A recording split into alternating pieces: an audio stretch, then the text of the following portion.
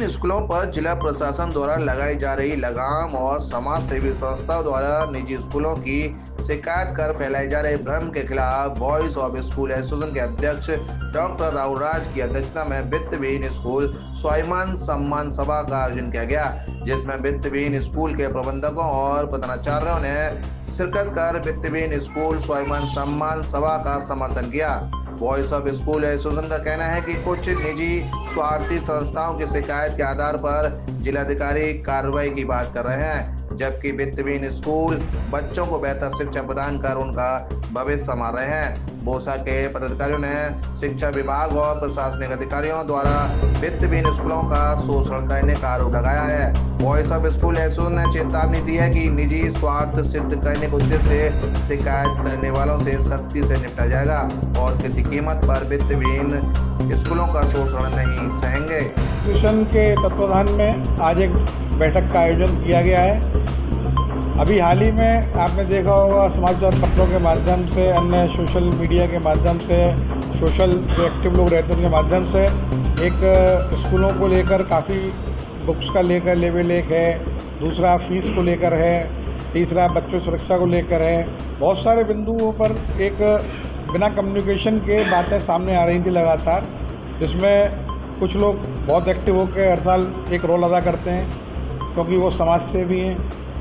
उनको कहीं पर भी दारू के ठेके नहीं दिखते हैं, केवल किताबों की दुकान दिखती है क्योंकि वो समाज सेवी हैं। उनको किसी प्रकार की एसएन मेडिकल कॉलेज में जो बीमार लोग रहते हैं उनको दवाई है या नहीं है, कमी है या नहीं है, वो नहीं दिखती। उन्होंने केवल स्कूलों की कमीशन दिखती है क्योंकि वो समाज सेवी हैं। देखिए, जहाँ मलाई दिखती है वहाँ से भागते हैं, और जहाँ मलाई नहीं दिखती है ना, वहाँ आदमी समय बर्बाद नहीं करता। हमारा तो कार्य स्कूल चलाना, आपके लोगों का कार्य को स्कूल चलाना है नहीं। आपके बच्चे स्कूल में पढ़ ही नहीं रहे हैं, आप लगातार 5-7 लोगों का गुट बनाकर सब जगह भाग रहे हैं, दौड़ रहे हैं, और कुछ विशेष चुनिंदा स्कूलों के पीछे आप लग जाते हैं। क्या मानसिकता है आपकी?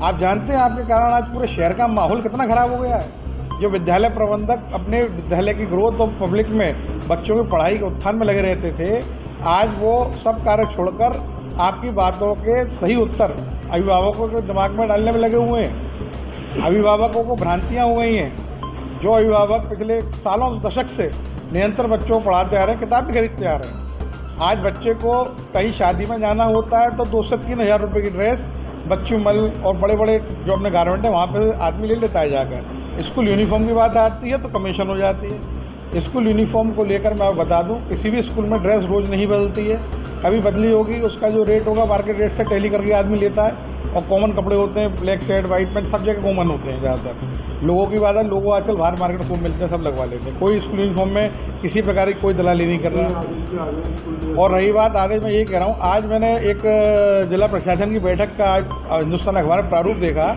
उसमें मैंने देखा कि स्कूल में जो भी कार्य हो रहा है उसके लिए प्रिंसिपल जिम्मेदार है। चलो, बहुत अच्छी बात है, प्रिंसिपल प्रबंधक जिम्मेदार है। अगर बच्चा पेरेंट्स अपने वाहन से छोड़ने आ रहा है और उसका वाहन अनफिट है तो प्रिंसिपल पे कार्रवाई होगी, बहुत अच्छी बात है सर। अगर वैन पेरेंट्स ने अपने स्तर पे लगाई है और वो कम पैसे में ला रहा जा रहा है, उसका हेड है पेरेंट्स अपना डायरेक्ट लगा रहे हैं, अगर उसमें कोई बात होती है तो प्रिंसिपल जिम्मेदार है। अगर स्कूल के अंदर टेलीफोन प्रिंसिपल का नहीं उठा तो प्रिंसिपल जिम्मेदार है। भाई, आदमी फ्रेश होने भी जाता है, आदमी बाजार भी अपने व्यक्तिगत कामों से जाता है। अगर किसी का कार्य नहीं उठा तो आप तत्काल कार्रवाई कर देंगे। अगर प्रशासन के अंदर इतना बदलाव जो आ रहा है, वो कुछ टीम के चुनिंदा लोग हैं वो कर रहे हैं। कमेटी बनी हुई फीस रूट की, उसमें जो प्रबंधक जागरूक उनको रखा ही नहीं गया है जो अपने विचार दे सकें उसमें। तो एक तरफा कार्रवाई लगातार जो चलती जा रही है, अब वो एक तरफा कार्रवाई नहीं चलेगी।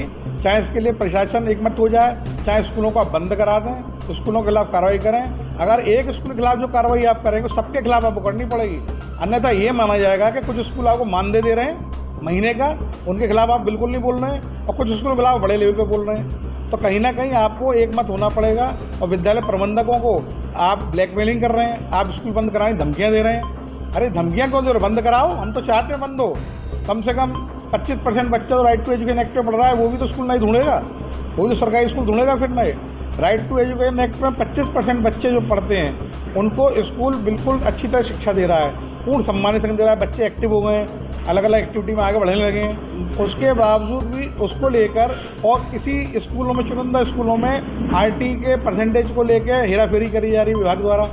किसी स्कूल में 20 बच्चे भेजे जा रहे हैं, किसी 5 भेजे जा रहे हैं, जहाँ 200 की क्षमता है वहाँ 25 भेजे जा रहे हैं। ये है, तो इन पे सभी विचारों पे आज हम लोग विचारधारा पर रखेंगे और अपनी विचारधारा यहाँ प्रस्तुत करेंगे।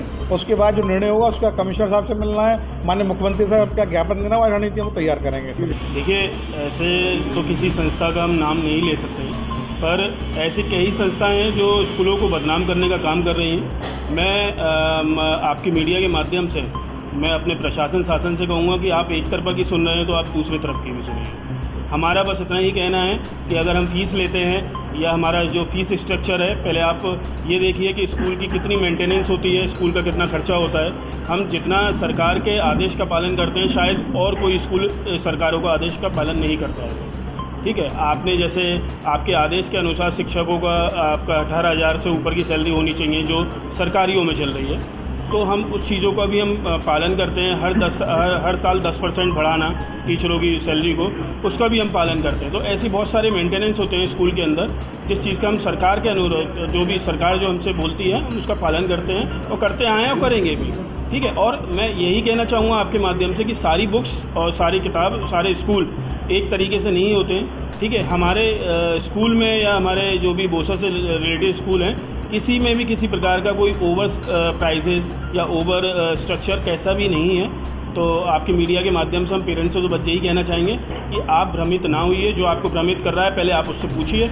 और इस पे हम आज बैठक जो कर रहे हैं इसमें हम एक निर्णायक डिसीजन लेंगे सभी मिलके। जैसे माननीय राहुल राज जी ने बोला है, एक हमें ज्ञापन देना पड़े माननीय मुख्यमंत्री जी को, आपके शिक्षा मंत्री जी को, तो हम वो ज्ञापन भी देंगे और हमारी अपने विषय जो हैं कुछ पॉइंट हैं वो हम अपने भी आगे रखेंगे। वॉइस ऑफ स्कूल एसोसिएशन के माध्यम से और आपके द्वारा मैं एक बात आगरा की जनता, प्रशासन और शासन से कहना चाहता हूँ कि जो भी ये मैं डेली न्यूज़पेपर में पढ़ रहा हूँ, आप लोग भी पढ़ रहे हैं, आप सबके बच्चे भी किसी न किसी स्कूल में पढ़ रहे होंगे, हमारे भी बच्चे स्कूलों में पढ़ रहे हैं। बातों को और तथ्यों को तोड़ मरोड़ करके प्रशासन और शासन के सामने रखा जा रहा है और इसका उद्देश्य केवल और केवल पेरेंट्स को गुमराह करना है। अभी कल एक नोएडा 56 के उत्तराखंड स्कूल की मान्यता रद्द की गई।